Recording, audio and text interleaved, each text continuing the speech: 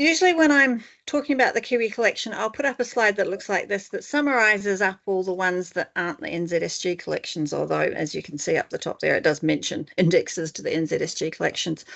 Now, when I was in Auckland, I played a sort of game of bingo, but it did get a bit tedious. So we're just going to skip through things and have a look at some of the things of what is in the Kiwi collection. And so the first one in my not bingo tonight is my family ran a pub.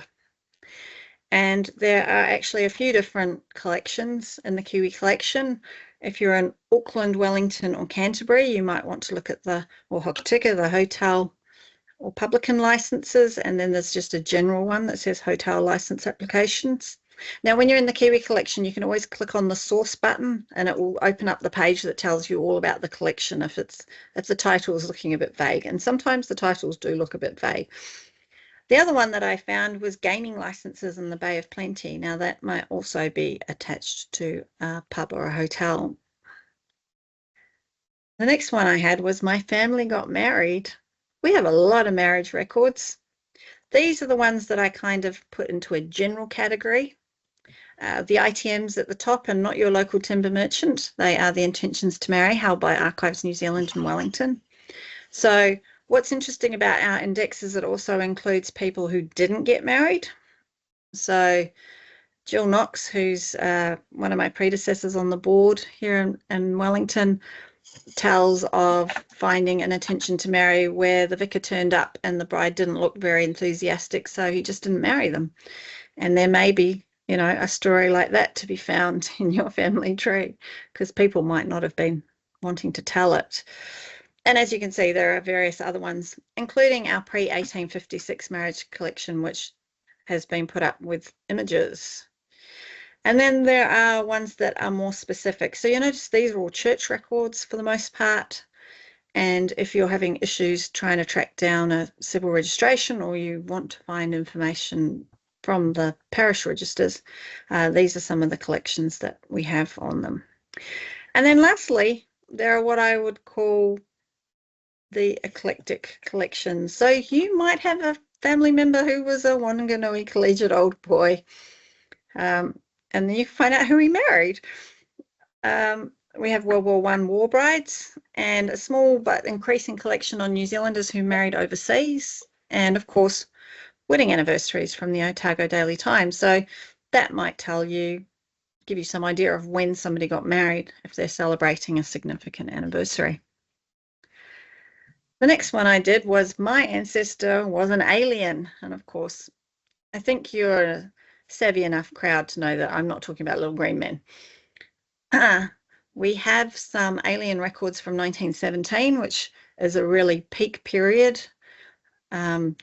Over 100 years ago, if you like to say, about what was happening with people who were considered to be aliens. We also have a miscellaneous one, which is full of miscellaneous things, and the naturalization records. We also have some more country-specific records. So you can see we have records relating to Hungary, Poland, Portugal, Sweden, and Switzerland. So that might be something that helps you make that leap back to a home country or an originating country, which that wasn't home, here was home. Another one that I put up was my ancestor was a nurse.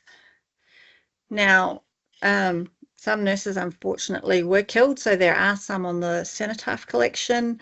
There is the Christchurch Nurses Memorial Chapel, and then of course, war. It is a fact of life that nurses are very much in demand during a war. And we even have a World War II one for embarkation rolls. So that's a more modern records. And then there were sort of more eclectic ones. So nurses who died in the flu epidemic, which, unfortunately many did. Hawera Hospital nursing graduates. And I don't know if there's actually any nurses in the Wellington Free Ambulance staff, but it could be that the story got a bit muddled on the way to you. So that might be something to have a look into. My ancestor died. This one is just huge. Cemetery records. So I've started off and put the cemetery collection in there, but we have a large number of cemeteries in this collection. And in total, I think it makes 8 slides. And you think you get to Wellington and you've got to the end, but no, there's another slide full of ones. Now, these are in alphabetical order, not geographical order or anything like that. So you might find something interesting. Plot purchases, that's always, we follow the money. That can lead you interesting places. We also have death records, so records of when people died. We have funeral records. So, of course, there's the funeral service sheet collection, which is a more modern collection of it. We also have undertaker records, and they're quite interesting because they have all sorts of useful information, and you can get the full lowdown on what's on them from research services when you find a name on there. There are memorials, of course, to people who have passed away, usually in war or in the case of the Brunner Mine Memorial because of some disaster.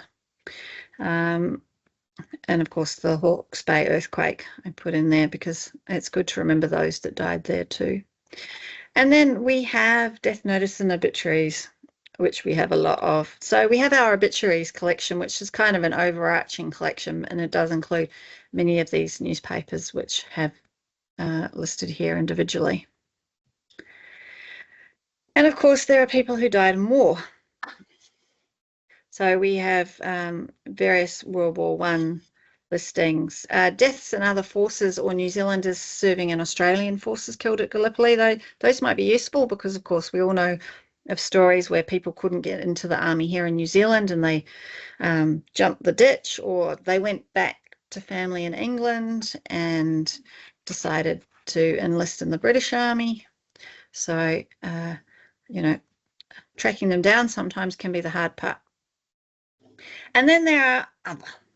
A lot of these seem to relate to accidental deaths, like drownings and railways, and the unfortunate victims of the Seacliff fire, as well as those who died in the influenza pandemic.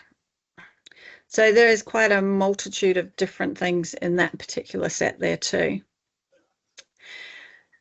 Now, I think we're near the end of this presentation. My family lived in Foxton. I quite like Foxton. It's got a lovely windmill. But the folks up in that way have been busy, so they have transcribed the Anglican baptisms and marriages, as well as the Salvation Army marriages and promotion to glories. So this, if this is where your family was, and this is just an example of, a small geographical area having a lot of records done by enthusiastic local members. So, you might find that the area you're looking in also has that sort of level of records available to you. And so just a reminder, if you want to get there quickly, if you write genealogy.org.nz/Kiwi, that will take you to the page. If you want to subscribe to the Kiwi, you need to go into the shop and click on the subscription products. You will need to be logged in, of course.